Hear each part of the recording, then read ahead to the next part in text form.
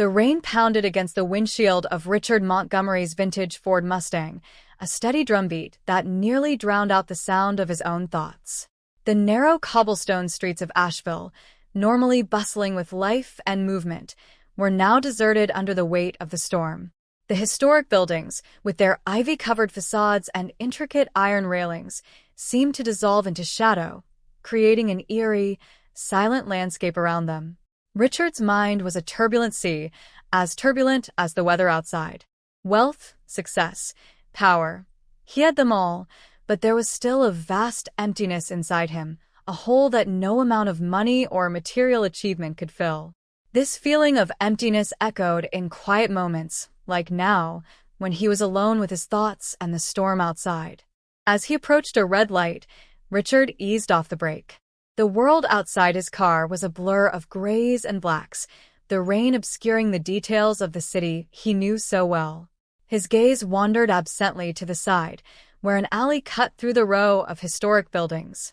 At first, he dismissed it as just another shadow in the night, an effect of the dim streetlights, but something made him look again. There, against the wall, a small figure huddled, barely visible in the pouring rain. Richard squinted, trying to make sense of what he was seeing. The figure was too small, too frail to be an adult. His heart gave an involuntary leap when he realized it was a child, a girl no more than 8 or 9 years old, soaked to the skin. In her arms, she held something even smaller. Instinctively, Richard felt the urge to look away, to pretend he hadn't seen anything. It was easier that way. People like him, with his position and lifestyle, didn't get involved in situations like this. But the sight of the shivering child awakened a long-buried sense of responsibility, something he hadn't felt in years.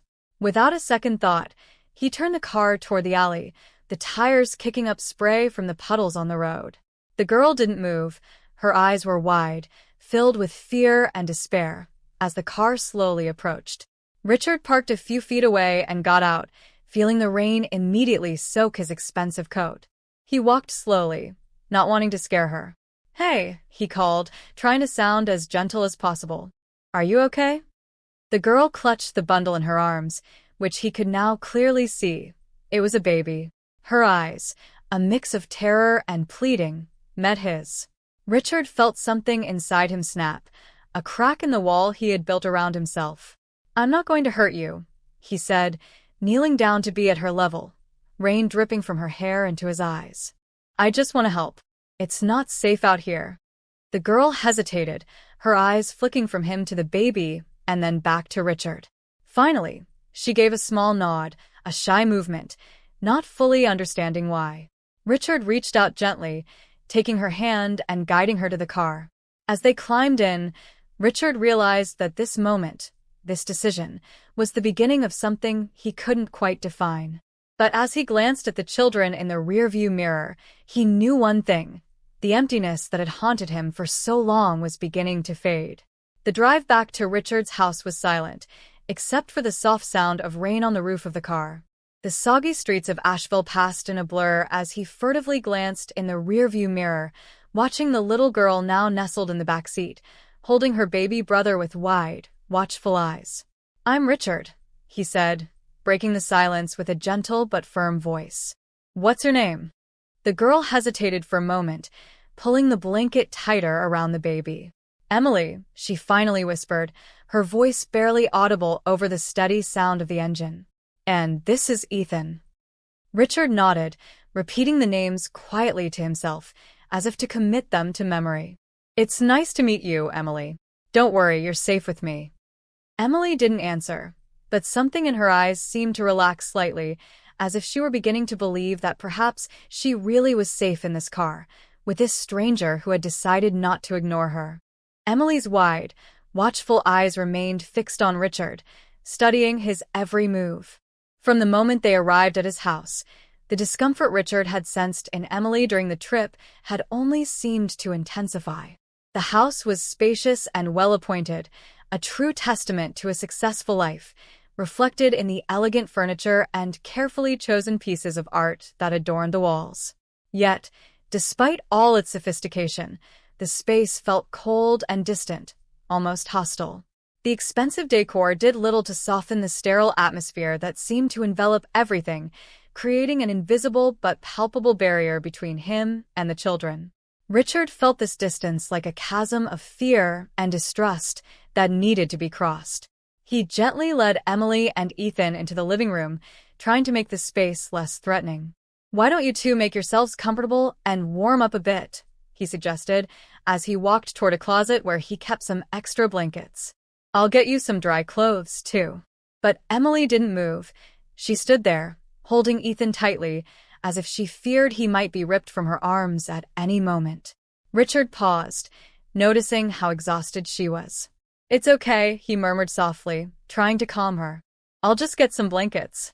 I'll be right back." After a few minutes, Richard returned with a soft blanket and a pair of old sweatshirts. "They might be a little big, but they're plenty warm," he said with a soft smile, trying to sound nonchalant. Emily accepted the clothes silently, her eyes never leaving Richard's as she watched him intently. He watched as she carefully wrapped Ethan in the blanket before pulling on the sweatshirt that seemed to swallow her whole. The image of that little girl lost in the baggy clothes awakened something deep inside him, a sharp pain he hadn't felt in years. He realized with a pang of sadness that he had no idea how to care for children, especially one who had clearly been through as much hardship as Emily. But there was something in her eyes, a silent plea for reassurance and protection, that made him determined to at least try. "Are you hungry?" he asked softly. "We can find something to eat." Emily hesitated for a moment, her eyes still fixed on Richard, and then nodded slowly. Richard's heart warmed a little. It was a small victory, but a step in the right direction. He knew the road ahead would be difficult, but he was willing to do whatever it took to earn her trust. They made their way to Mrs. Thompson's cafe, a cozy place where the smell of fresh coffee and the aroma of cinnamon rolls in the air always kept the chill away. The warmth of the fireplace and the cozy atmosphere made it a perfect retreat on days like today. But this morning, Richard barely noticed the warmth around him. His thoughts were completely focused on the little girl sitting across from him. Wrapped in one of her old sweaters, Emily looked even smaller than she had the night before. Her large eyes, full of alertness and curiosity, seemed to absorb every detail around her. It was as if she were evaluating everything around her, cautiously, but also with a small spark of curiosity. Richard felt the weight of what that child had already been through in her short life, but he also saw a ray of hope there. He knew it would be a long and challenging road, but he was determined to offer her what she needed most: security, understanding, and, perhaps, a new chance to rebuild the trust she had lost. Ethan was now fast asleep in a stroller that Mrs. Thompson, with her usual kindness, had lent him. He was cuddled up next to his sister, who never took her eyes off him. Richard watched the two of them, his heart heavy with the words Emily had confided in him moments before. "Valerie, she was the manager, she didn't like us. She kicked us out." Emily's words echoed in his mind, stirring a deep, uneasy feeling. There was something deeply disturbing about an orphanage that would throw vulnerable children like Emily and Ethan out onto the streets without any concern or care. Richard had tried to get more information, but Emily's answers were always vague, her voice shaking as she tried to explain the cold she had felt, the constant hunger, the fear that had settled in her chest since the moment they had been forced out. As he stirred his coffee absently, his thoughts turned to the orphanage in question, Pine Hill Children's Home. He passed that large, imposing building often, a building that stood back from the road, its tall windows surrounded by walls, always giving off a sense of starkness and coldness. Richard had never thought much about the place before, but now the idea that this orphanage could be a source of suffering rather than a safe haven haunted him. He watched Emily again, noticing how she continued to look around the cafe, her small shoulders still tense, her hands resting protectively on Ethan's stroller. Something inside Richard stirred, a feeling of protectiveness he hadn't known he had. The reality that these children were now in his care filled him with a quiet but seething anger at the thought that someone could have mistreated such fragile, innocent beings. "What else can you tell me about Valerie?" Richard asked gently, trying not to press her too hard, but knowing he needed to know more. Emily hesitated, her slender fingers nervously twisting the sleeve of her blouse. She didn't care about us, he finally answered, his voice low. Sometimes she wouldn't give us enough food, it was always cold, and sometimes we had to sleep on the floor if we pissed her off. Richard's grip on his coffee cup tightened, the warm porcelain pressing against his skin. He'd seen enough in his life to recognize the signs of neglect, but hearing them directly from little Emily, her voice thick with fear, made it all so much more personal. He felt a shift inside him, a breaking of the part of him that had always preferred to stay out of other people's troubles. "I'm so sorry, Emily," Richard said, his voice firm but full of compassion. "No one should have treated you and Ethan that way. But I want you to know you're safe now." He looked at Emily earnestly, trying to give her the reassurance she so desperately needed. Emily kept looking at him, as if trying to figure out if she could trust his words, and Richard knew it would be a long road to earning that trust, but he was determined to try. This moment wasn't just about protecting those children, it was also about repairing something he felt had been broken, something he now knew he needed to fix. "I'll make sure of that," Richard said with determination. Emily nodded silently, but her eyes still held a wary edge. The trust between them was a delicate and newly formed thing. Richard knew that earning her trust would take time, but he was willing to wait. He realized that his priority now should be to learn more about Pine Hill and this woman named Valerie.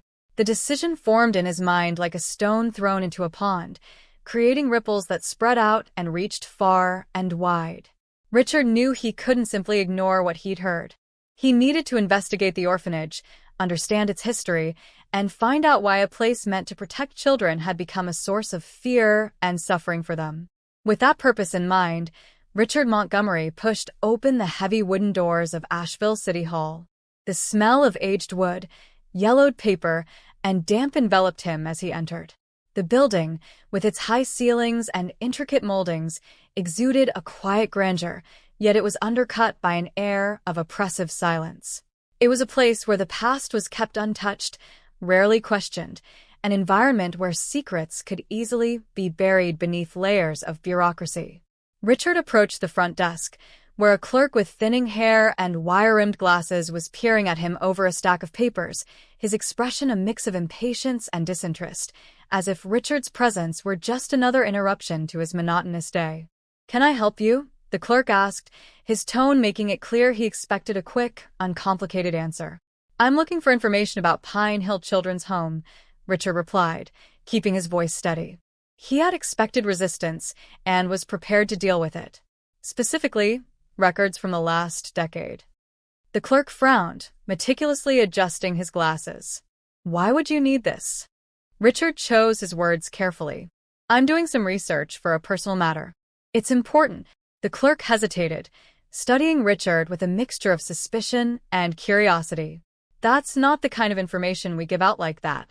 You'd need a good justification. Maybe some official paperwork." Richard leaned in slightly, lowering his voice to a more persuasive tone. "Look, I'm not here to cause trouble. I just need to understand what's going on at that orphanage. I think something's not right, and if there's anything in those records that could help me, I'd really appreciate your cooperation." There was a moment of tense silence as the clerk considered his words. Finally, he sighed, his expression softening slightly. "Okay," he murmured, glancing discreetly around as if to make sure no one else was listening. "I can let you take a look, but you didn't hear that from me." Richard nodded, grateful for the small victory. "Understood." The clerk led him to a back room filled with metal filing cabinets. The fluorescent lights hummed softly overhead, casting a cold, sterile glow over the dusty folders and seemingly forgotten documents. He opened one of the drawers, pulled out a stack of files, and handed them to Richard with a resigned expression. "Here's everything we have on Pine Hill from the last 10 years. Good luck finding what you're looking for." Richard thanked him and sat down at a nearby desk, the files weighing heavily in his hands. He opened the first folder, his eyes scanning the documents carefully. The early years of the orphanage were exactly as he had expected. Pine Hill had been founded by a woman named Mary Wilson, who had a reputation for being kind and caring toward the children in her care. The records from that period were full of praise and commendations from the community. However, as Richard delved deeper, the tone of the records began to change. The glowing, upbeat descriptions gave way to more scattered, ambiguous observations, with notes of concern here and there. He noted vague references to management problems, unspecified complaints, and occasional mentions of incidents that were never clearly explained. It was as if a dark cloud began to hover over Pine Hill, transforming what had seemed like a safe sanctuary into a place of uncertainty and possible abuse. Mary Wilson had died unexpectedly 5 years earlier, and almost immediately after her death, Valerie Harper took over as director of the orphanage. The changes were subtle at first, but soon signs began to emerge that something was amiss. Early financial reports under the new management began to show unexplained expenses and legal documents with vague and ambiguous wording. Complaints from staff members that had previously been heard began to be quietly ignored or dismissed without explanation. Richard, who had been watching with growing unease, began to notice a disturbing pattern. Under Valerie's management, Pine Hill Orphanage, once a haven for children in need, began to change into something else. Donations continued to pour in, but the funds seemed to be diverted to accounts that led nowhere, and there were reports of children being transferred out of the orphanage without proper documentation or any record of their whereabouts. As the hours passed and Richard delved deeper into the evidence, his resolve grew stronger with each new discovery. He realized that something very sinister was occurring in Pine Hill and that the city's complacency was allowing it to continue unchecked. Finally, he closed the last file, feeling the weight of what he had discovered settle on his shoulders. The sun was beginning to set outside, casting long shadows across the windows of City Hall. With the urgency of his mission clear in his mind, Richard left the building, the oppressive silence seeming to follow him at every step as he carried Pine Hill's dark secrets with him. He knew that whatever was happening here had to be stopped, and he was determined to be the one to do it. Back in his home, which had once been a haven of peace and order, Richard now felt more like a fortress under siege. The heavy curtains were drawn, blocking any view of the outside world. The dim evening light cast long, distorted shadows across the polished floors, and the air felt thick with a palpable tension, an uneasy feeling that had settled in his chest. He moved through the rooms with steady steps, gathering papers, making calls, bracing himself for the storm he knew was coming. The evidence he had collected at City Hall was spread out across the large oak desk in his office, each document a piece of a puzzle he was slowly piecing together. But he knew it wasn't enough yet. He needed more. He needed someone who could move in the shadows, who understood the darker currents that flowed beneath the surface of Asheville. That someone was Samuel Reynolds. Richard picked up the phone, his fingers hesitating momentarily over the buttons as he considered what he was about to do. Samuel was more than an old friend. He was a man who knew the worst that people could do. Bringing Samuel into this situation meant crossing a line from which Richard wasn't sure he could come back. He pushed aside his doubts and dialed the number, listening to the ringing on the other end as tension tightened his grip on the receiver. Reynolds, the voice on the other end, answered, as familiar as it was stern, carrying the weight of years of law enforcement. "Samuel, it's Richard," he said, keeping his voice steady. "I need to talk to you. It's important." There was a pause, a brief silence that told Richard everything he needed to know. Samuel was already putting the pieces together in his mind, already assessing the situation. "Okay," Samuel finally answered. "Where and when?" "Tonight at my place. I'll explain everything when you get there." "I'll be there in an hour," Samuel said before the line went dead. Richard hung up the phone, feeling the weight of his decision settle over him like a heavy coat. He walked to the office window and opened the curtains just enough to peer out onto the street. It was quiet outside, the pavement slick and reflective under the streetlights after the recent rain, but Richard knew better than to trust that apparent calm. An hour later, the doorbell rang, its sharp sound shattering the silence of the house. Richard opened the door to find Samuel standing there, his coat damp from the drizzle that had started again, his eyes wide and searching. "Richard," Samuel greeted him with a nod, stepping inside and taking off his coat. "What's this about?" Richard led him into the office without a word, the tension between them growing with each step. Once inside, He gestured to the desk, where documents were scattered haphazardly. "This," he said simply. Samuel walked over, his eyes narrowing as he scanned the papers. Financial records, legal documents, claims filed and dismissed. He picked up a file and began to leaf through them. He looked at him with the experienced eye of someone who had seen much corruption in his life. "You've been busy," Samuel commented, his voice neutral. "Not busy enough," Richard replied, his tone carrying the weight of the past, knowing that the real battle was just beginning. For a few days, Richard had felt that something was wrong at Pine Hill Children's Home. Valerie Harper seemed to be at the center of a dark mystery, and he had gathered enough evidence to know that something sinister was afoot. Still, he needed Samuel's help to investigate further. Samuel closed the file and looked at Richard, his expression hard to read. "Do you realize what you're asking for?" he asked in a firm voice. "This isn't just a charity gone wrong. If what you're saying is true, we're dealing with something much more dangerous."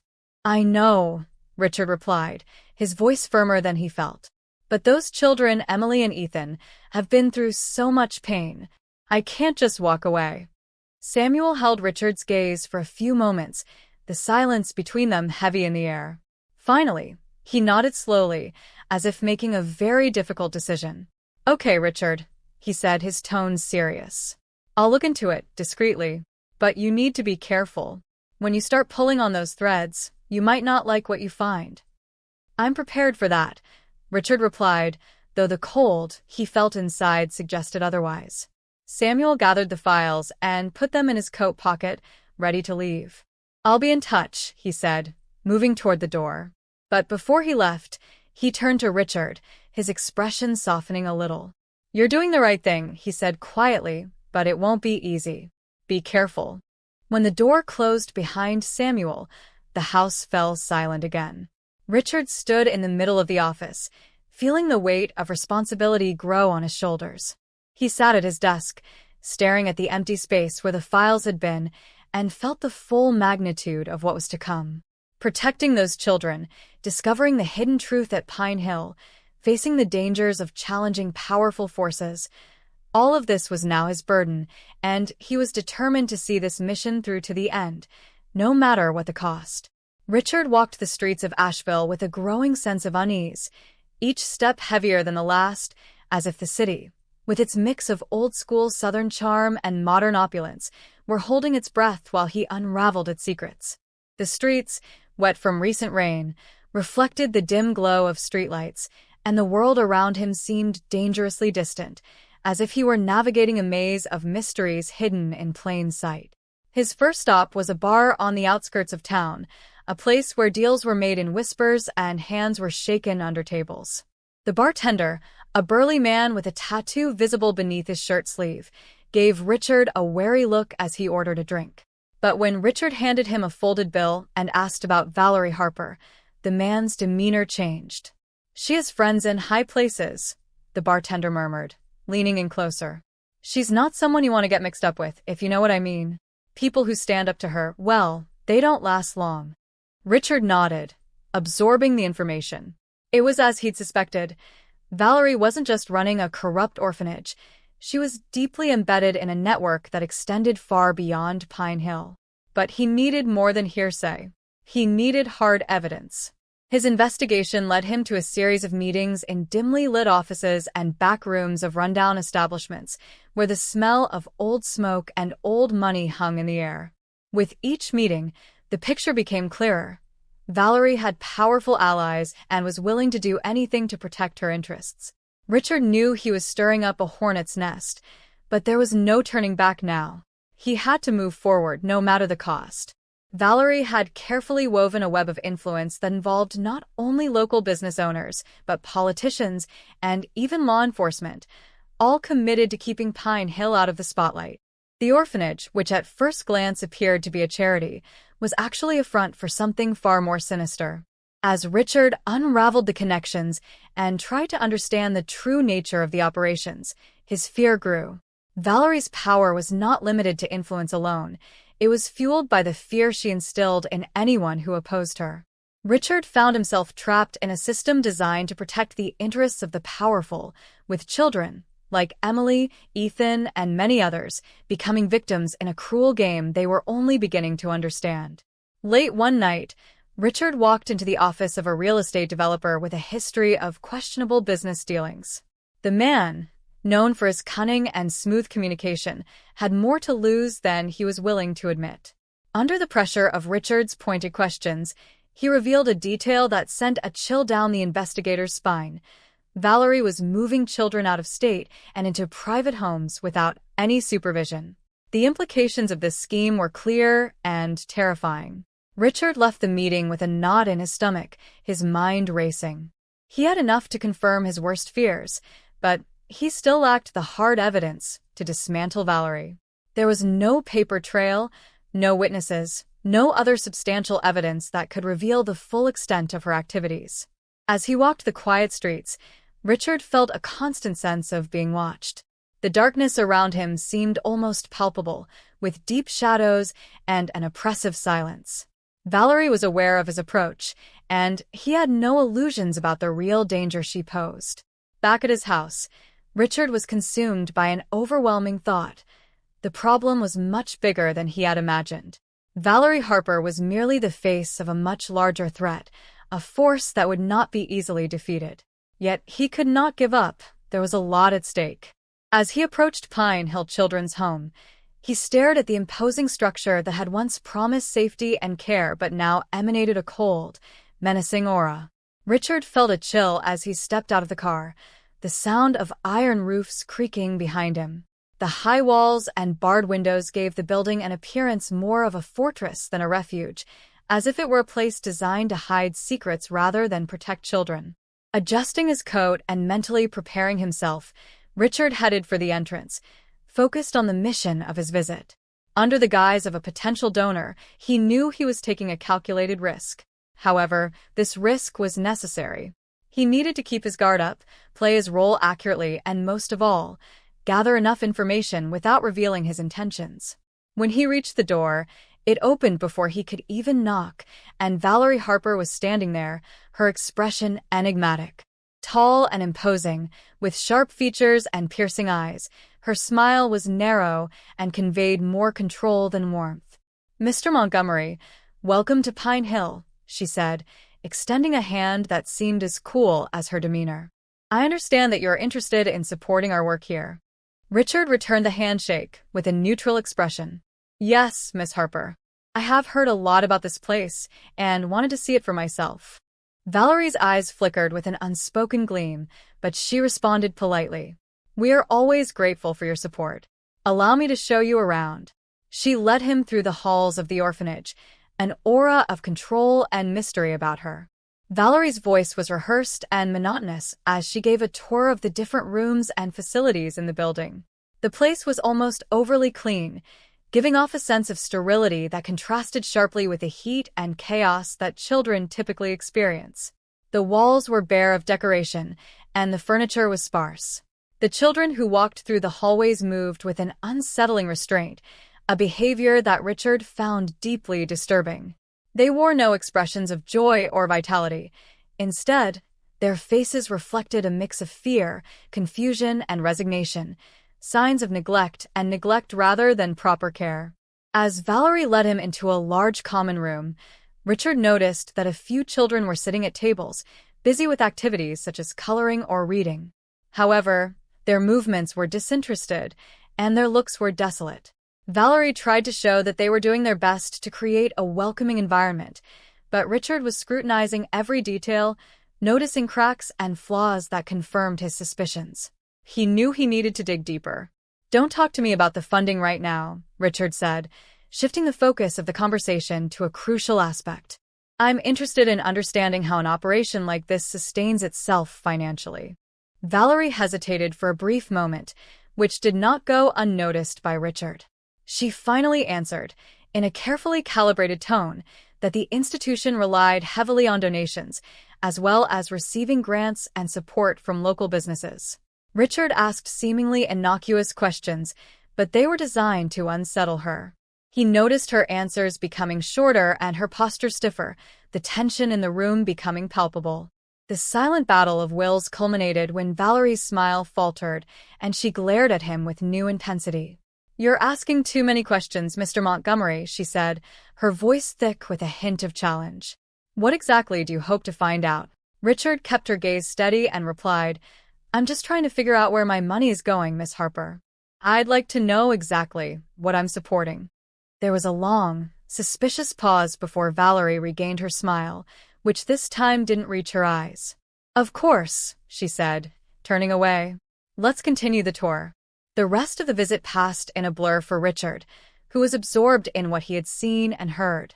By the time they returned to the front door, he was convinced that the situation at Pine Hill was far more serious than he had initially imagined.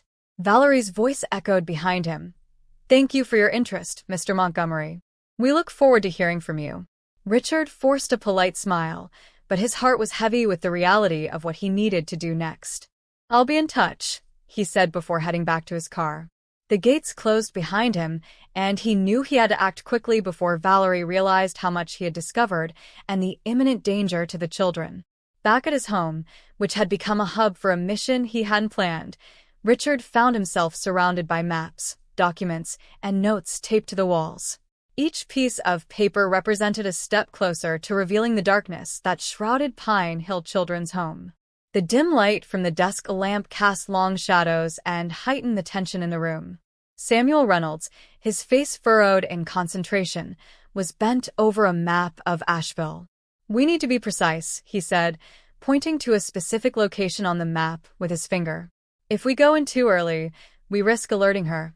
But if we wait too long," Richard finished the thought, "she could move the children, and we'll lose our chance." Reynolds nodded with a grim look. "Valerie won't just sit around waiting for us to make our move. If she finds out, she could disappear, and she has the resources to do so. We need to act quickly, but also smartly." Richard's mind was racing as he reviewed the evidence he'd gathered, each file and photograph revealing something far more sinister than he'd initially imagined. The stakes were far higher than he'd anticipated, and the weight of responsibility was crushing. "We can't afford to make mistakes," Richard said, his voice firm but low. "These kids have already been through hell. We can't let them slip through our fingers." Reynolds straightened and crossed his arms as he considered his options. "We need to gather more concrete information, irrefutable evidence that will force the authorities to act. If we go in without a solid case, she'll get away with it and the kids will pay the price." Richard felt the familiar knot of anxiety tighten His chest. He was used to high-stakes decisions in the business world, but this was different. This wasn't about profit or loss, but about innocent lives that depended on his right choice. Glancing at the clock on the wall, a grim reminder that time was running out, Richard said, "We need to review everything we have. There must be something we missed, something that will give us the leverage we need." As they sifted through the documents, the room fell into a tense silence, broken only by the rustle of papers and the occasional scribble of notes. Richard was focused, his mind sifting through every detail and clue to complete the puzzle. Then the phone rang, cutting through the silence like a knife. Richard grabbed it, his heart racing. "Montgomery," he answered. The voice on the other end was low and urgent. "I hear Valerie is planning to move the kids tonight. There's a private plane scheduled to take off from the Asheville airstrip at dawn." Richard's grip on the phone tightened. "We don't have much time." Reynolds looked up, reading the alarm in Richard's eyes. "What is this?" Richard hung up the phone, his decision made. "She's moving tonight. We need to act now." Reynolds nodded and was already grabbing his coat, ready to go ahead with the plan. "We're going to make sure she doesn't get away with it," Richard said, the weight of the mission becoming more and more apparent as he and his team headed toward the door. Time was ticking, and with it, the lives of the children hung in the balance. Richard and Reynolds were determined to put an end to Valerie's reign of terror once and for all. The night was thick with tension as Richard, Reynolds, and the team of officers approached Pine Hill Children's Home. The moon was shrouded in clouds, offering only a faint illumination, making the dark outline of the orphanage seem even more ominous against the night sky. Richard's heart was pounding, each step toward the building feeling heavier than the last. This was the moment they had been preparing for so long. There was no turning back now. Reynolds signaled for the team to stop, his voice barely a whisper in the darkness. Move quickly, move quietly, and make no mistakes. His words were direct and professional, but Richard could hear the urgency in his voice. Richard nodded and adjusted his grip on the flashlight, taking a deep breath to steady his breathing as he mentally reviewed the plan they had meticulously devised. However, he knew that plans could only take them so far. Success would depend on precise execution and, possibly, a bit of luck. The team spread out, slipping through the shadows toward the side entrance of the orphanage. Richard and Reynolds moved together, their footsteps barely audible on the damp grass. When they reached the door, Reynolds motioned to one of the officers, who immediately began working on the lock. The soft click of the mechanism releasing seemed like the loudest sound in the world in the tense silence, but the door swung open smoothly. As they stepped inside, they were immediately confronted by the musty air of neglect. The hallways were plunged into darkness, the only illumination coming from the dim glow of the emergency exit signs. Richard's senses were on high alert, every sound from the floorboards echoing in his ears as the team cautiously advanced. The distant sound sent a rush of adrenaline through their veins, causing Richard and Reynolds to move quickly through the building. Every corner was rounded with extreme caution, and every door was opened with a silent thought of hope. The orphanage, which had once served as a safe haven, now seemed like a maze of secrets and hidden dangers. Richard's mind raced with frantic thoughts about the children. Where were they? How could they ensure their safety? Every second seemed crucial as they approached the main wing, where Valerie's office was located. It was there that they hoped to find the records they sought and, possibly, Valerie herself. Reynolds gave Richard a look that conveyed an unspoken question. Are you ready? Richard, struggling to keep his fear at bay, pushed his worries to the back of his mind. They approached the office door when it suddenly opened, revealing a burly man, one of Valerie's guards, who advanced toward them. The hallway immediately turned into a frenzied chaos.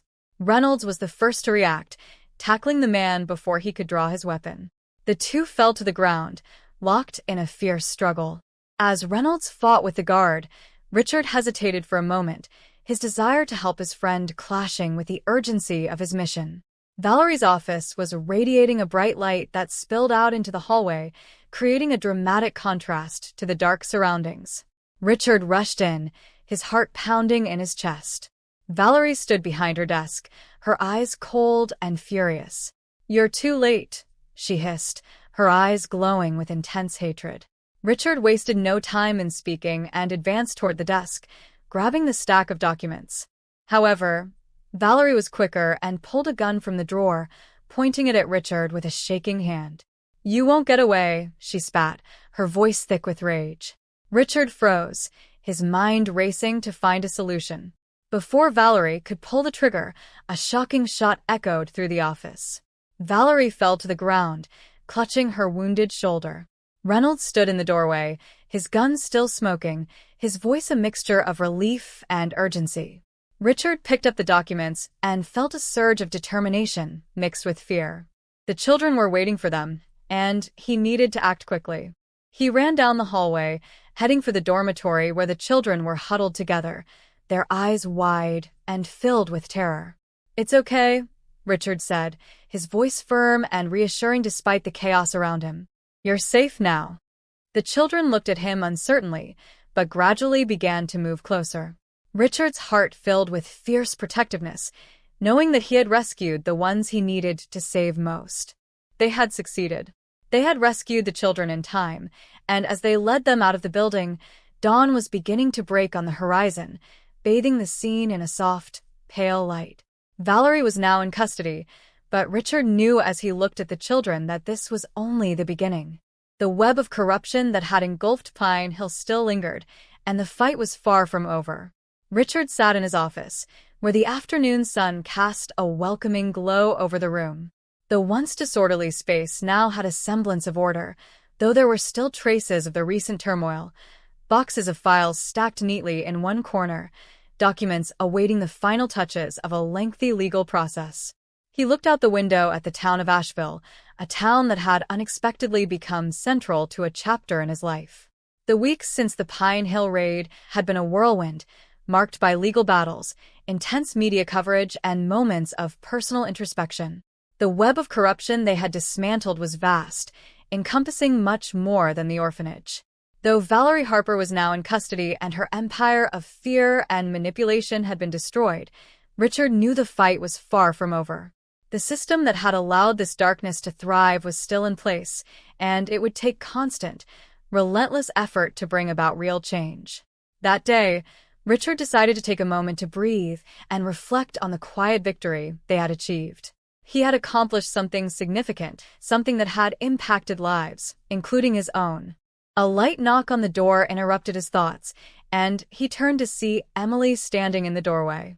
Her expression was a mix of hesitation and hope. Ethan, as always, stood nearby, holding his sister's shirt in his small hand. "Can we come in?" Emily asked, her voice still laced with uncertainty, an echo of an insecurity that Richard knew would take time to fully fade. "Sure, you can come in," Richard said, gesturing for them to settle in. "No need to ask." Emily gave him a rare, hesitant smile, a smile that touched Richard's heart in an unexpected way. She and Ethan crossed the room and settled on the couch in front of Richard's desk, Ethan climbing in next to his sister.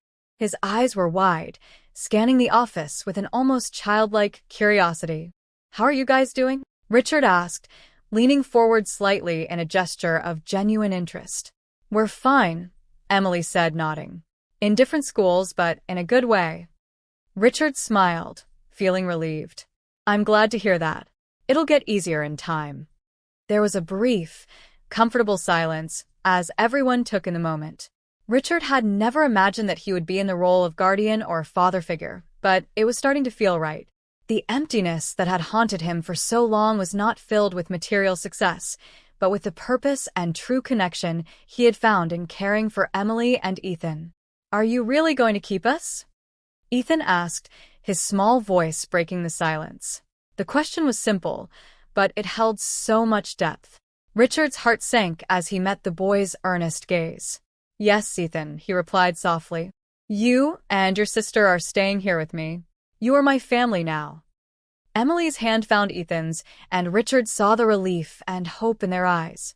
They had been through so much, but they were beginning to believe in a better future again, just as he was.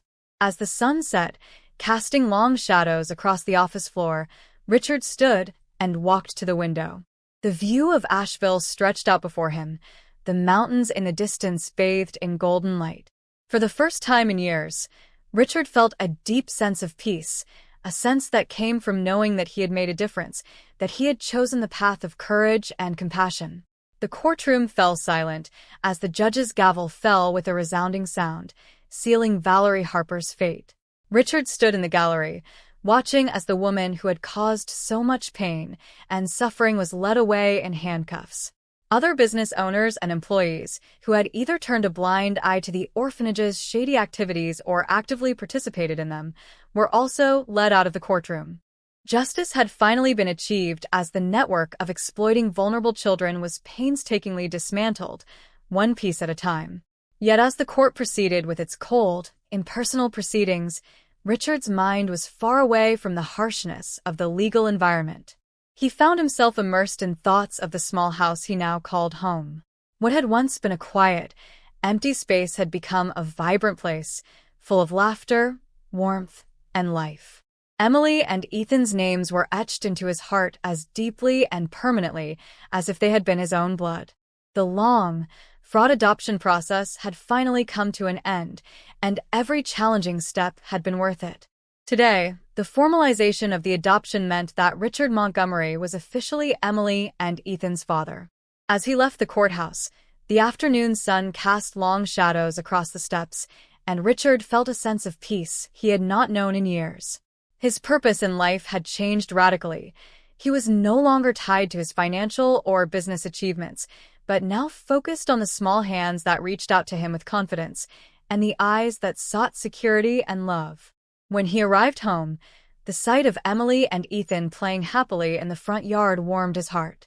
The sound of their laughter floated softly on the breeze. Emily, who had previously been a reserved and cautious child, was now a radiant and happy little girl, with eyes that shone with a joy that Richard loved to watch. Ethan, although still young, showed increasing confidence every day. His tiny feet thumped on the grass as he ran towards his father. Emily ran to meet him with open arms. Richard bent down to receive her in a welcoming hug, feeling the warmth and tenderness of her small body against his. Ethan quickly joined in the embrace, wrapping his little arms around Richard's leg and laughing as he was pulled closer. "It's okay," Emily said, her voice muffled against Richard's shoulder. He nodded, holding them both close to him, knowing that everything was exactly as it should be. Together they walked into the house, where the aroma of a home-cooked meal greeted them warmly. Richard had learned to cherish these simple moments, and for the children, home had become much more than a place to sleep. It was a home filled with life and love. Dinner was lively, with Ethan excitedly sharing details of his day and Emily telling stories of her experiences at school. Richard happily took the opportunity to be present and enjoy these precious moments, which, though ordinary, were deeply meaningful. Later, as the evening grew quiet and still, Richard curled up on the couch with Emily and Ethan, reading a bedtime story. The room was cozy, with the soft light from the fireplace creating a soft glow on their faces. Richard's voice was calm and soothing as he read, and the children relaxed, their eyes growing heavy with sleep. As the story came to an end, Richard carried Ethan to his bed, tucking him gently under the covers with a soft kiss on his forehead. Emily, already half asleep, was placed beside him, and Richard felt a deep satisfaction at seeing his family finally complete. His hand remained tightly clasped in hers until the very last moment, as she finally found safety. Richard stood in the doorway, watching the scene with a heart filled with a love so deep it took his breath away. The emptiness that had haunted him had been replaced by the realization that he was part of something much bigger than himself, a true family. As he turned out the lights and headed to his own room, Richard felt that he had found what he had been searching for. Although the journey had not been without its imperfections and there were still challenges to face, he knew that for the first time in many years, they would face these obstacles together. For the first time in a long time, Richard felt a genuine and lasting peace. Valerie and her associates were now behind bars, unable to harm any more children. Justice had been served, and the world seemed a little brighter and safer. His once quiet home now echoed with the vibrant sound of a father's love for his children. Not united by blood, but by the deepest bonds of trust, hope, and a future filled with infinite possibilities. Don't forget to subscribe to the channel, leave a like, and activate the notification bell so you don't miss any of our upcoming videos. A big kiss, and see you in the next exciting story.